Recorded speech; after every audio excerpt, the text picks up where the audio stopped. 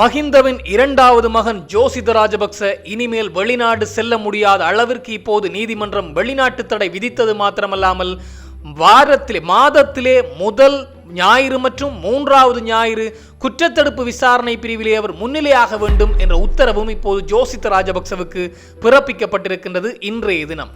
மேலும் இந்த முன்னாள் குற்றத்தடுப்பு விசாரணை பிரிவினுடைய பிரதி போலீஸ் மா அதிபர் இன்றைய தினம் அதிரடியாக கைது செய்யப்பட்டிருக்கின்றார். அதுவும் லஞ்ச ஊழல் ஒழிப்பு ஆணைக்குழுவினரால் கைது செய்யப்பட்டிருக்கின்றார். இவரும் ராஜபக்சக்களை சார்ந்தவர் தானோ என்ற ஒரு எண்ணமும் பலர் மத்தியிலே எழ ஆரம்பித்திருக்கின்றது.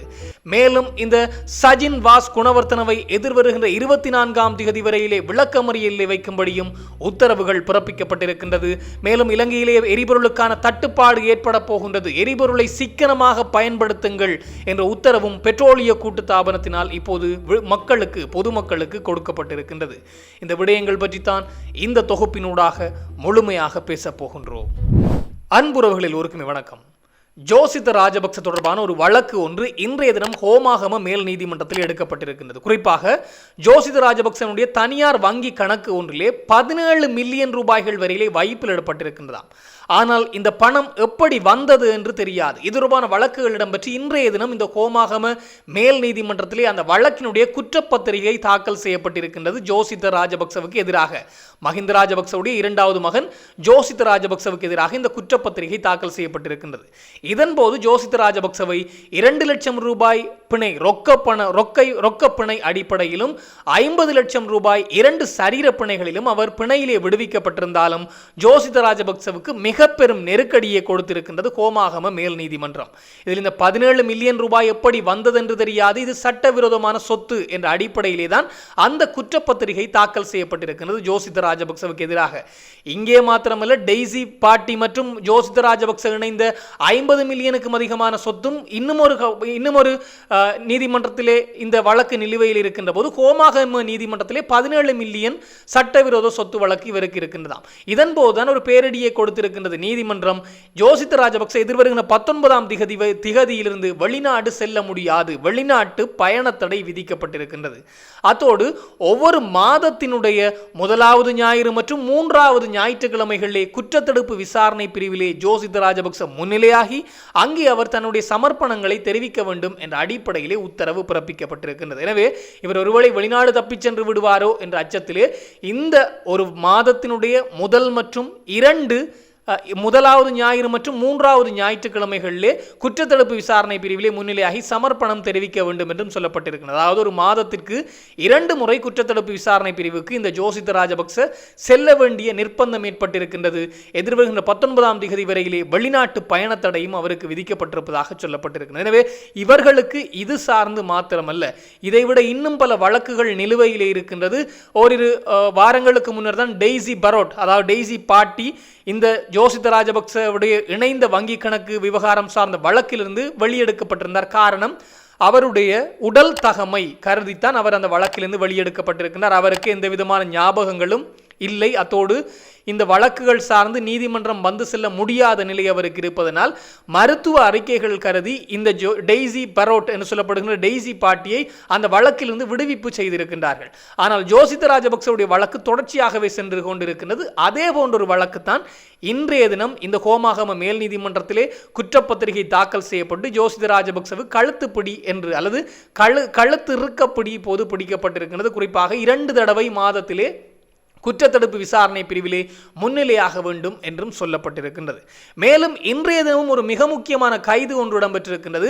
குற்றத்தடுப்பு விசாரணை பிரிவினுடைய முன்னாள் பிரதி போலீஸ் மா அதிபர் அதிரடியாக கைது செய்யப்பட்டிருக்கின்றார் இன்றைய தினம். அதுவும் பிரசாத் ரணசிங்க என்று சொல்லப்படுகின்ற முன்னாள் குற்றத்தடுப்பு விசாரணை பிரிவினுடைய முன்னாள் பிரதி போலீஸ் மா அதிபர் தான் இப்படி கைது செய்யப்பட்டிருக்கின்றார். ஏன் இந்த பிரசாத் ரணசிங்க கைது செய்யப்பட வேண்டும் என்று பார்க்கின்ற போது 1000 கிலோ எடையுள்ள 300 வருடங்களுக்கு மேலே ஒரு தொல்லியல் சின்னம் ஒன்று தொல்லியல் சின்னங்களை அடையாளப்படுத்துகின்ற இடத்தில் இருந்திருக்கின்றது. அது சொற்ப காலங்களுக்கு முன்னர் காணாமல் போயிருக்கின்றது அல்லது திருட்டு போயிருக்கின்றதாம். 1000 கிலோ உடையுள்ள பொருள் எப்படி திருட்டு போனது மிக முக்கியமான விடயம். அது சார்ந்த வழக்குகள் தொடர்ச்சியாக இடம்பெற்றுக் கொண்டிருக்கின்ற போது இந்த முன்னாள் குற்றத்தடுப்பு விசாரணை பிரிவினுடைய முன்னாள் பிரதி போலீஸ் மா அதிபர் அடிக்கடி அதற்குள்ளே இடையூறு செய்திருக்கின்றாராம், அடிக்கடி தலையிட்டிருக்கின்றாராம். அந்த வழக்குகள் சார்ந்த விசாரணைகளை மேற்கொண்ட போது அடிக்கடி தலையிட்டு மூக்கை நுழைக்கின்ற வேலை வேலைகளை செய்திருக்கின்றாராம். இதற்கிணங்க இன்றைய தினம் லஞ்ச ஊழல் ஒழிப்பு ஆணைக்குழுவினரால் குற்றத்தடுப்பு விசாரணை பிரிவினுடைய முன்னாள் பிரதி போலீஸ் மா அதிபர் அதிரடியாக கைது செய்யப்பட்டிருப்பதாகவும் எதற்காக அவர் இதிலே தலையீடு செய்ய வேண்டும் என்ற அடிப்படையிலே அவரிடம் விசாரணைகள் நடத்தப்பட்டு வருவதாகவும் சொல்லப்பட்டிருக்கின்றது. இன்று இந்த பிரசாத் ரணசிங்க கைது, நேற்றைய தினம் சஜின் வாஸ் குணவர்த்தன கைது செய்யப்பட்டிருந்தார். இந்த சஜின் வாஸ் குணவர்த்தன தான் மஹிந்த ராஜபக்சக்களுக்கு குறிப்பாக 2010 முதல் 15 வரையிலே பாராளுமன்ற உறுப்பினராக இருந்தார். 2007 முதல் மஹிந்த ராஜபக்சக்களுடைய நம்பிக்கை நட்சத்திரம், ராஜபக்சக்களுடைய நம்பிக்கை நட்சத்திரமாக திகழ்ந்தவர் தான் இந்த சஜின் வாஸ் குணவர்த்தன. இந்த சஜின் வாஸ் குணவர்த்தன பல ஊழல் மோசடிகளில் ஈடுபட்டவர் என்பதை நேற்றைய காணொலிகளிலும் தெரிவித்திருந்தோம். குறிப்பாக மிகின் லங்கா என்று சொல்லப்படுகின்ற இலங்கை அரசுக்கு சொந்தமாக இருந்த விமான நிறுவனம், அந்த விமான நிறுவனத்தினுடைய தலைவராக இவரை மஹிந்த ராஜபக்ச நியமித்திருக்கின்றார். அப்படி நியமித்த போது பல மோசடிகளை இவர் செய்திருக்கின்றாராம்.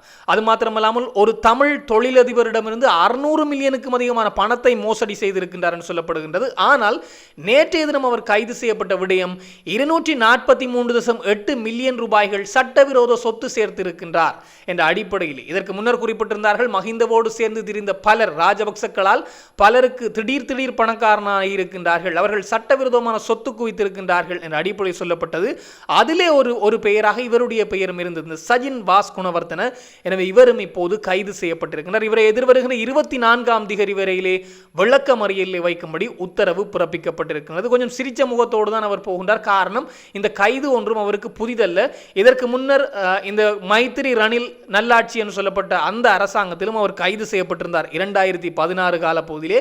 அதிலிருந்து அவர் விடுவிக்கப்பட்டிருந்தார் பின்னர்.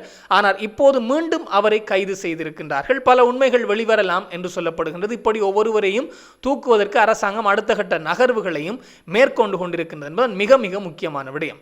மேலும் இந்த எரிபொருளுக்கான ஒரு நெருக்கடி, அதாவது எரிபொருளுக்கான விலை இப்போது அதிகரிக்கப்பட்டிருக்கின்றது.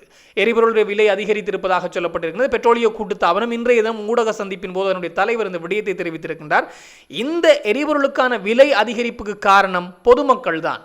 காரணம், எரிபொருளுக்கு தட்டுப்பாடு இலங்கையில் ஏற்படவில்லை, அளவுக்கு மிஞ்சிய நுகர்வு ஏற்பட்டிருக்கின்றதாம் இலங்கையில். அது ஏதோ உண்மைதான். காரணம், எரிபொருளுக்கு தட்டுப்பாடு இல்லை என்று அரசாங்கம் அறிவித்து விட்டது. ஏன் ஜனாதிபதி அன்ரகுமார் திசாநாயக்க அவர்கள் கூட பாராளுமன்றத்துக்குள்ளே வந்து சொல்லிவிட்டார், 23 நாட்களுக்கு தேவையான பெட்ரோல் இருக்கின்றது, 30 நாட்களுக்கு தேவையான டீசல் இருக்கின்றது, இன்னும் ஒரு கப்பல் வந்து கொண்டிருக்கின்றது. எனவே எரிபொருளுக்கான தட்டுப்பாடு இல்லை என்பதை சொல்லிவிட்டார்கள். இருந்தாலும் இந்த எரிபொருள் நிரப்பு நிலையங்களிலே நீண்ட வரிசை காத்து கொண்டிருந்தது.